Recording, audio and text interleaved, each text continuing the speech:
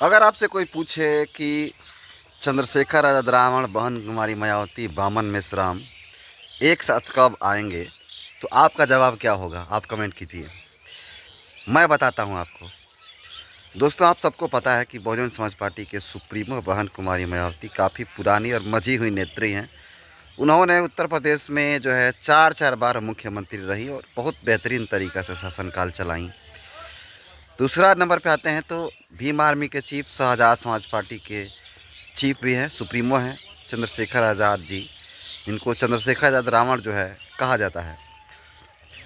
और भारतीय मुक्ति मोर्चा के जो राष्ट्रीय अध्यक्ष हैं, जिसको बामन मेश्राम कहते हैं, वो जो है बहुजनों के भी नेता माने जाते हैं, लेकिन उनको वोट कटवा के नाम से जाना जाता है। ऐसे तो आरोप चंद्रशेखर आज़ाद रावण पर भी लगता है कि ये जो व्यक्ति हैं ये भी बहुजन समाज पार्टी के वोट कटवा हैं। लेकिन आपको बता दें, लोकतंत्र में जी रहे हैं, बाबा साहब के संविधान के अनुसार अगर बात करें तो सबको अधिकार है अपना चुनाव लड़ने का, सबको पार्टी बनाने का, संगठन बनाने का। भारत का संविधान ही इसकी आज़ादी देता है। लेकिन सीधे सवाल पे आते हैं। अगर सवाल पूछा जाएगा कि अगर ये तीनों नेता एक साथ लाना होगा तो कैसे आएंगे? जी बिल्कुल, ये हमारा ही सवाल नहीं, बहुत सारे लोगों के सवाल है, जिसमें ये लोग सवाल कर रहे हैं कि बहन कुमारी मायावती और चंद्रशेखर आज़ाद, ये तीनों दोनों लोग अगर एक साथ आ जाते हैं तो जो वोट बैंक होगा काफ़ी स्ट्रॉन्ग है, मैं भी मानता हूँ। लेकिन ये लोग साथ आएंगे नहीं, क्योंकि बहुजन समाज में खासकर दलित कैटेगरी की अगर बात करा जाए तो बहुत सारे पार्टियां हैं। बात तो करते हैं एकता की, अखंडता की बात करते हैं, लेकिन सीधा तौर पे अगर बताएं तो ये लोग साथ नहीं आना चाहते हैं। इसका कारण आप लोगों को पता ही होगा।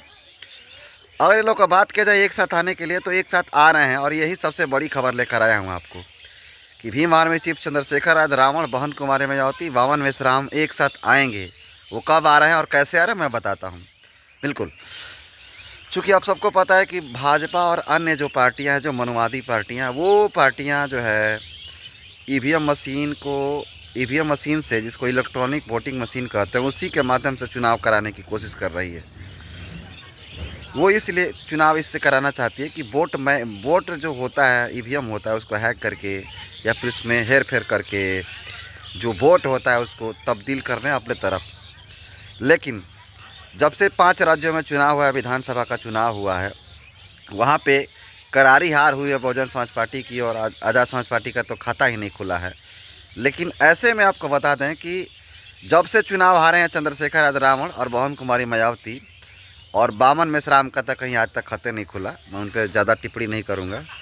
लेकिन आपको बता दें कि जो बहन कुमारी मायावती हैं, वो ईवीएम के मुद्दा को लेकर आई हैं, काफ़ी विरोध करी हैं, और उनको जो है साफ साफ कहना है कि ईवीएम का जो मुद्दा है, खासकर ईवीएम में, इस पर विश्वास नहीं किया जा सकता है। ईवीएम को हैक किया जा सकता है, ईवीएम में गड़बड़ी करके जो वोट जो होता है हमारा पारदर्शी नहीं होता ईवीएम के माध्यम से। बहन कुमारी मायावती ने प्रेस कॉन्फ्रेंस करके इस बात को भी बताया है कि ईवीएम हमारे लिए सही नहीं है, ईवीएम का विरोध होना चाहिए। उन्होंने कई बार प्रेस कॉन्फ्रेंस भी की और कई बार ट्वीट भी की हैं। उसके बाद दूसरे नंबर पर आते हैं चंद्रशेखर आज़ाद रावण। चुनाव हारने के बाद अभी 1 महीना पहले की बात बता रहा हूं आपको कि चंद्रशेखर आज़ाद रावण जो है लाइव आकर इस बात को बोले थे कि ईवीएम पे विश्वास नहीं किया जा सकता है।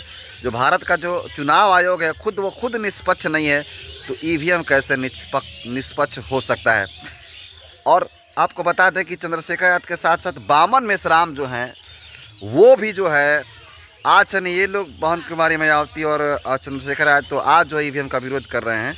लेकिन आपको बता दें कि बामन मेश्राम जो हैं, जो भारत मुक्ति मोर्चा चलाते हैं और उनकी पार्टी भी है, जो है वो भी जो है ईवीएम के मुद्दे पर काफ़ी प्रखर बोलते हैं। और आज से नहीं, बहुत पहले से वो आरोप लगाते आ रहे हैं कि ईवीएम जो है गड़बड़ी करता है, ईवीएम की वजह से चुनाव भाजपा जीतती है, कांग्रेस जीतती है, मनवादी पार्टियाँ जीतती है।